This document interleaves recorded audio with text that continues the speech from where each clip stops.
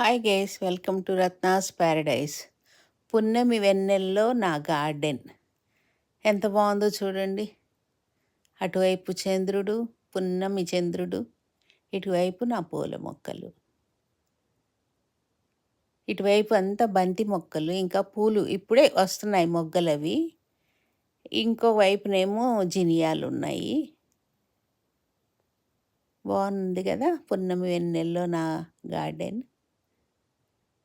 ఈ జినియాలు పూలన్నీ వచ్చాక మళ్ళీ ఒక వీడియో తీసి పెడతాను.